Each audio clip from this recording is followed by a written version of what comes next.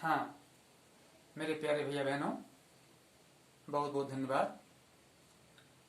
आज हम लोग कक्षा 7 का सामाजिक विज्ञान के अंतर्गत भूगोल पढ़ने जा रहे हैं।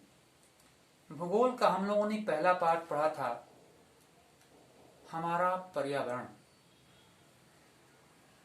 इसके अंतर्गत पर्यावरण में क्या परिवर्तन होता है, पहले पर्यावरण क्या है, हमारे पृथ्वी पर जिस वेशभूषा में, जिस रूप में हम रहते हैं, तो हमारा एक परिवेश है। और पर्यावरण का मतलब है कि हम पृथ्वी पर किस प्रकार के पर्यावरण, मौसम में क्या परिवर्तन है, जलवायु में किस प्रकार से परिवर्तन है, इसको हम लोगों ने पढ़ा। पारिक तंत्र क्या है, एक जीव दूसरे पर आश्रित होकर के कैसे क्रिया करते हैं, वन में और अन्य क्षेत्रों में किस प्रकार से मानव का निवास होता है, इन तथ्यों का अध्ययन हम लोगों ने किया है। और इस प्रकार से स्थल पर जीवमंडल, वायुमंडल, बहिर्मंडल, वायुमंडल, ये क्या होता है, इन चीजों का भी अध्ययन हम लोगों ने किया है। आज हम लोग दूसरा अध्याय पढ़ेंगे, हमारी पृथ्वी के अंदर। जैसा लिखा हुआ पाठ, हमारी पृथ्वी के अंदर। ध्यान देंगे, इस पाठ को आप लोग बहुत ही रोचक ढंग से देख करके सुनेंगे और ध्यान देंगे। हमारी पृथ्वी के अंदर, ये बड़ा कौतूहल प्रश्न है कि हमारी पृथ्वी के अंदर क्या है। कौन भैया बहन बताएंगे पृथ्वी के अंदर क्या है? आप कह सकते हैं पृथ्वी हमारी मिट्टी है, कोयला है, पानी है, तेल है, ये आप कह सकते हैं। लेकिन भैया बहनों, इतना सा कहना ये पर्याप्त नहीं है। हमारी पृथ्वी के अंदर कौन कौन से मेटल है, कैसे क्रोड है, किस प्रकार का सीमा का निर्माण होता है, बाह्य क्रोड क्या है, आंतरिक क्रोड क्या है, और बाह्य क्रोड के अंतर्गत किस प्रकार से परिवर्तन होता है, और प्लेटों का परिवर्तन किस प्रकार से होता है, कैसे भूकंप आता है, ये कैसे ज्वालामुखी होता है, ये सारे क्रियाएं हमारे ये जो ग्लोब आप देख रहे हैं, ये जो सर्किल खींचा गया है वृत्त के रूप में, इसके अंतर्गत ही सब कुछ होता है। जैसा कि हम लोग नीचे देखते हैं कि पृथ्वी की धुरी है, इस धुरी को आप दक्षिणी ध्रुव और इसको उत्तरी ध्रुव कहते हैं। ये दोनों भागों को बांटने वाला को विषुवत रेखा कहते हैं, भूमध्य रेखा। तो इस दोनों गोलार्धों के माध्यम से ये भूपर्पटी के नीचे, अर्थात हम जैसे नीचे जाएंगे और नीचे जाने के बाद कब कब किन पदार्थों का समावेश होता है, कितने पर जल है, कितने पर हमारा ये पत्थर है, कोयला है, और किस प्रकार से उसमें हमारे शैल रुके हुए हैं, और इन शैलों पर कैसे हमारी प्रॉपर्टी आधारित है, इस सब का अध्ययन करते हैं। जैसा कि बताया गया कि पृथ्वी के आंतरिक और बाह्य तथ्यों का अध्ययन भूगोल कहलाता है। मैंने पहले पाठ शुरू किया था, इसमें बताया था कि पृथ्वी के आंतरिक और बाह्य तथ्यों का अध्ययन भूगोल है। विभिन्न देशों के मानवों का विकास, उद्योग धंधे और मानवीय क्रियाकलापों का अध्ययन ही भूगोल है। पृथ्वी के बाहर पर्यावरण का अध्ययन ही भूगोल है। इस प्रकार से इतना जानते हुए भैया बहनों, हम देखेंगे कि इस वृत्त में ये जो पर्पटी है, पर्पटी का मतलब होता है भैया बहनों भूपटल का, धरातल का सबसे पहला भाग, ऊपरी भाग, पर्पटी, जिसको हम स्थल मंडल, स्थल के आधार पर हम देखते हैं कि कोई कहता है कि पृथ्वी पर, स्थल मंडल पर, भूमंडल पर, ये हम अक्सर सुनते रहते हैं। तो इस प्रकार के जो पृथ्वी का, ये जो पृथ्वी हमारे यहाँ पर ये गतिमान है, आप लोग पृथ्वी को समझिए, ये जो वृत्त बनाया गया है, ये ऐसा नहीं, ये पृथ्वी हमारी गतिमान है, इसीलिए आपको जो यहाँ भूपर्वतीय दिखाया गया इतनी कम दूरियों में दिखाया गया कि भूपर्वतीय स्थल मंडल, ये स्थल मंडल का ये जो क्रोड है ये कितने कम पर, क्योंकि वृत्त है इसलिए स्थल मंडल हमारा कम है। तो ये पृथ्वी के सबसे ऊपरी भाग पर्पटी और स्थल मंडल, इसके बाद क्रोड। हम पृथ्वी को हम कुछ दूरी पर खुदाई करते हैं, देखते हैं क्रोड प्राप्त होता है। सीमा, उसकी सीमा क्या है? तो सीमा इसकी आप देखते हैं कि यहाँ पर ये वृत्त में ये जो 90 अंश का कोण दिखाया गया है, यहाँ पे इसका केंद्र बिंदु है। पृथ्वी की सीमा यहाँ तक है। इस सीमा से यह सीमा इस गोलार्ध में, फिर इसका सीमा इस गोलार्ध में, पश्चिमी गोलार्ध, फिर पूर्वी गोलार्ध में, फिर इसका सीमा दक्षिणी और उत्तरी गोलार्ध में। ये सीमा यहाँ पर जो दिखाया गया एक भाग में, ये 90 अंश के अंतर्गत में, ये हमारी बाह्य क्रोड सीमा मेटल। इसमें हमारे सारे मेटल्स, सेल, आग्नेय सेल, अवसादी सेल, रूपांतरित सेल और एल्युमिनियम, सिलिका इत्यादि है। अब प्रश्न उठता है कि पृथ्वी का आंतरिक भाग किस प्रकार का है। हम भैया बहनों देखते हैं कि पृथ्वी हमारी एक ऐसी ग्रह है जिसमें सिलिका और एल्युमिनिया, ये एल्युमिना जो है इनसे मिलकर के हमारे पृथ्वी का निर्माण हुआ है। पृथ्वी में तरह तरह के शैलों और पदार्थों का एक जमावड़ा है, उसको हम शैल एवं खनिज के माध्यम से जानते हैं। इस प्रकार से भैया बहनों कभी कभी हम ये समझते हैं कि वास्तव में शैल क्या है, खनिज क्या है, लवण क्या है, मैग्मा क्या है, ज्वालामुखी उद्गार क्या है, भूकंप क्या है, ये सब हमारे पृथ्वी के अंदर निहित है। इस प्रकार से हम ये देखते हैं कि आंतरिक क्रोड के माध्यम से उसमें हमारा सिलिका और एल्युमिना जैसे पदार्थों से हमारा यह पृथ्वी का निर्माण हुआ है। इसके बाद हम देखते हैं कि महाद्वीपी, पर्पटी और महाद्वीप ये सभी हमारे पृथ्वी पर ही है। महासागर और महाद्वीप जैसे कि आइसलैंड होता है, ये सभी हमारे इस पृथ्वी पर ही विद्यमान है। इस तरह से शैलों के अंतर्गत हम पाए जाने वाले वो विभिन्न तथ्यों को और उनके प्रकारों को कैसे हम जानते हैं। भैया बहनों हम ये देखते हैं कि हमारी यह पृथ्वी की गहराई लगभग 4 किलोमीटर और इसमें विभिन्न प्रकार के जब पदार्थ पाने के लिए हम खुदाई करते हैं तो हमारा ये सीमा प्राप्त होता है। और हम जैसे हम पानी निकालने के लिए हम बोर करते हैं,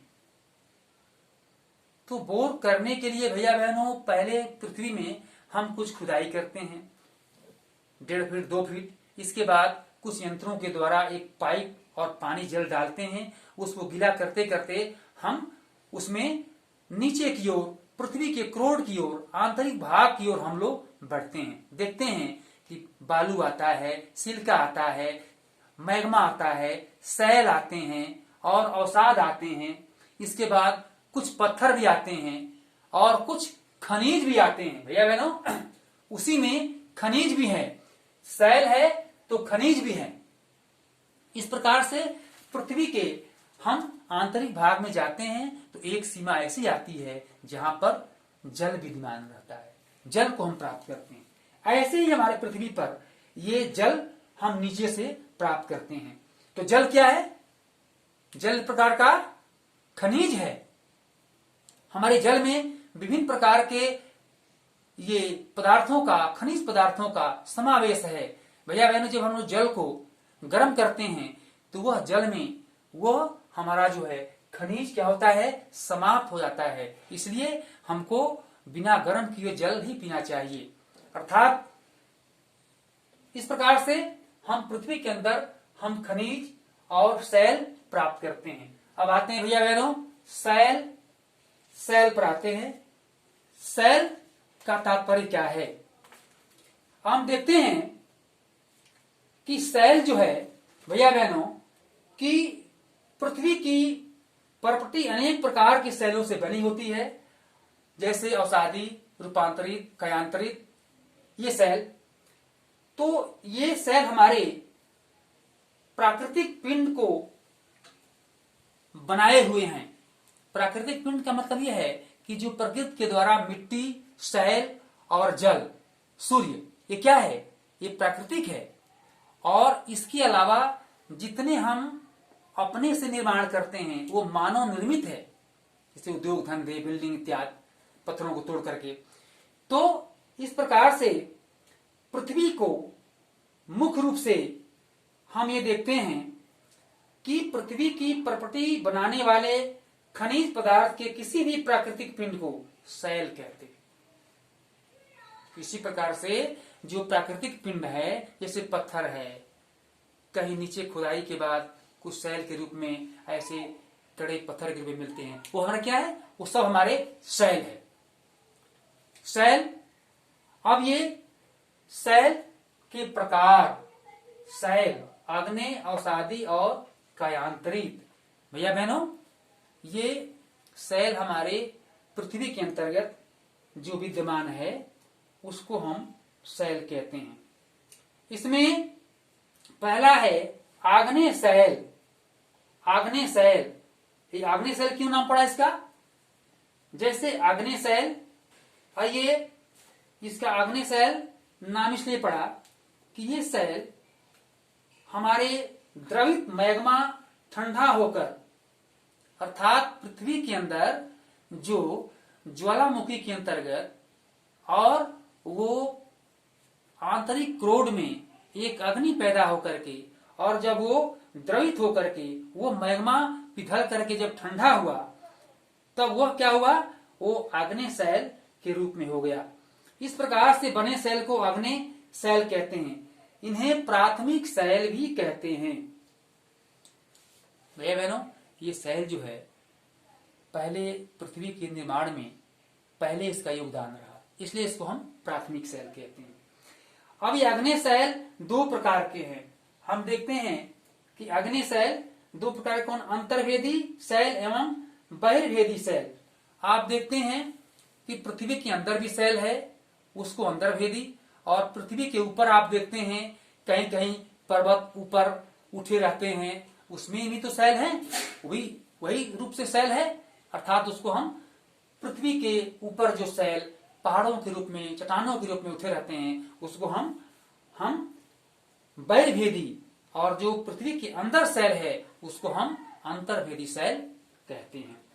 इस प्रकार से हम ज्वालामुखी उद्गार के कारण ये सेलों का निर्माण भी होता है।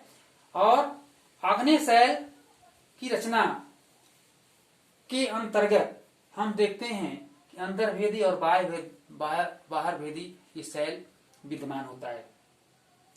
अब देखते हैं कि हमारे आग्नेय सेल में किस प्रकार से परिवर्तन होता है। जैसे हमारे उसके उदाहरण है ग्रेनाइट। ये एक सेल है, ये बहुत कठोर सेल है, और ये बहुत ही घिसने के बाद इसमें अग्नि पैदा होता है, इसमें चिंगारियां पैदा होती हैं। अब घर्षण पत्थरों का उपयोग होता है, ये ग्रेनाइट के रूप में पाए जाते हैं। भैया बहनों, सेल का दूसरा रूप है अवसादी सेल। अवसादी सेल किसे कहते हैं? तो अवसाद दबकर, जब देखते हैं कि ज्वालामुखी या भूकंप या ऐसे आता है, अवसाद दबकर एवं कठोर होकर सेल की परत बनते हैं। इस प्रकार की सेलों को अवसादी सेल कहते हैं। जैसे बलुआ पत्थर, बालू क्या है? ये अवसादों को लेकर के पानी के साथ धरता है। रेत के दाने, इस प्रकार के हमारे ये अवसादी सेल हैं। जैसे जीवाश्म भी हो सकते हैं, हमारी सेलों के साथ कुछ छोटे छोटे कणों के रूप में जीवाश्म होते हैं, वो भी हमारे एक अवसाद का प्रकार है। हम समझते हैं भैया बहनों, इस चीज को आप लोग ठीक से समझते होंगे।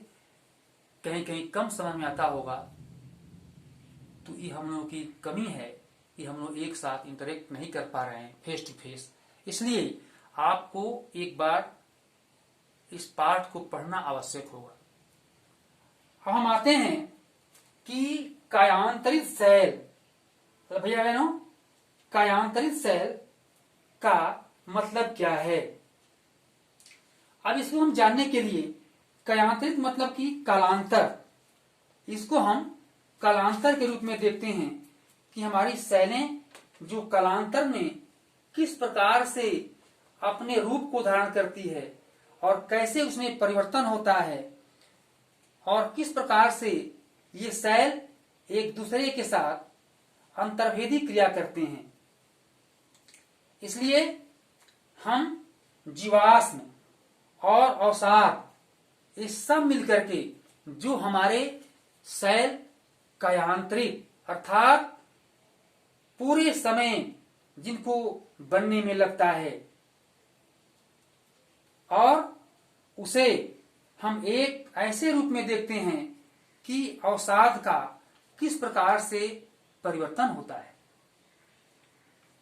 इस प्रकार से भैया बहनों हम अवसादी और आग्नेय और कायांतरित इन सेलों के बारे में हम लोगों ने जाना और जानने के बाद हम समझेंगे कि आप इस पाठ को कुछ ठीक से पढ़ेंगे और समय लेकर पढ़ेंगे, समझने का प्रयास करेंगे और जो क्वेश्चन दिया गया है पृथ्वी की 3 परतें क्या हैं, सेल क्या है, 3 प्रकार की सेलों के नाम बताइए, अग्नि सेल, अवसादी सेल, कायांतरित सेल या रूपांतरित सेल, ये हम इसको जानेंगे। सेलों के क्या उपयोग है। अब सेलों का उपयोग देखते हैं कि पत्थरों को तोड़ करके गिट्टियां बनाई जाती है, अनेक प्रकार के सेलों से हमारा सीमेंट बनता है। इसका उपयोग क्या है इसको पढ़ेंगे तो विधिवत आपको पाठ के अंतर्गत दर्शाया गया है, लिखा गया है, केवल पढ़ने की आवश्यकता है। हम सबसे पहले इस पाठ को हम लोग भैया बहनों पढ़ेंगे, पढ़ करके इन उत्तरों को खोज करके लिखेंगे और इसके बाद जो उत्तर चिन्हित करना है इसमें कौन सा 3 विकल्पों में से कौन सा उत्तर सही है इसको आप लोग पढ़ेंगे और इसको हल करेंगे। इसके लिए बताया गया कि एक पेज सादा और एक बेरुलदार कॉपी बनाएंगे और उसमें हम इस उत्तर को लिखेंगे और आवश्यकतानुसार चित्र भी बनाएंगे। जैसे ये चित्र बना हुआ है ये तो आप लोग बना लेंगे अपने सादे पेज पर और उत्तर लिखने का प्रयास करेंगे। धन्यवाद।